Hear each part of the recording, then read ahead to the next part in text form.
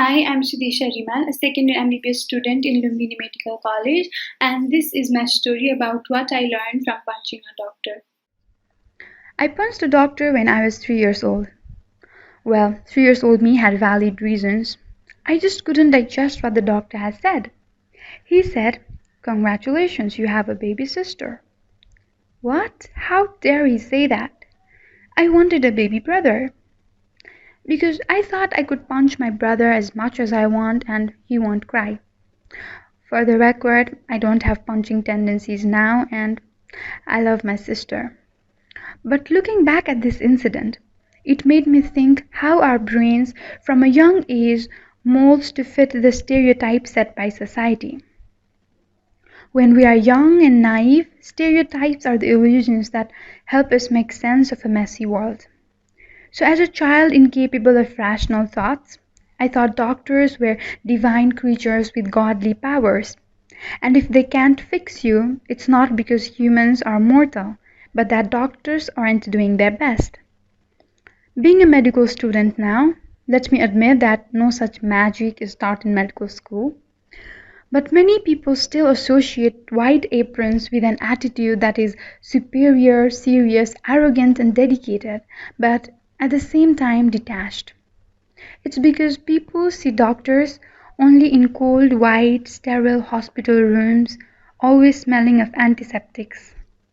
So they forget that doctors have home and families too. My journey in medical school has taught me that doctors are humans who are vulnerable, who get hurt, who want to be with their families. I have seen them cry over the silliest heartbreaks.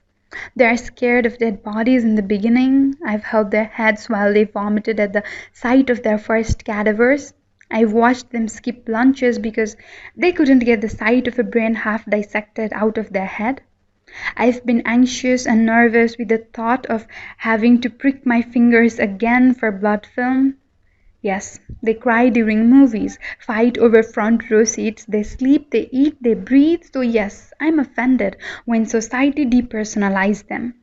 When they are reduced to punching bags because someone you love died. When doctors are threatened solely for risking their lives for saving others. I'm offended because I hate to have a future where there's no respect for my profession, where there's no safety for me or my family. I don't want to practice holding up my tears. I want to cry and I want to laugh. Because perhaps the most painful thing to learn is learning not to feel anything. So it's not okay to disrespect doctors after years of hard work and skillful training they go through. Now, if you're still punching doctors, protesting outside their residencies, disrespecting and taking frontline workers for granted, it's not because you are a scared little human or you've lost someone. It's because your brain hasn't grown out of that 3 years old stereotypical mold. And yes, it's a disease, deadly, sickening, and infectious than COVID-19. But don't worry, treatment is simple and cheap.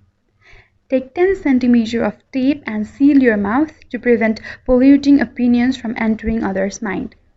Now, to conclude all of this, let me answer what I've learned from punching a doctor.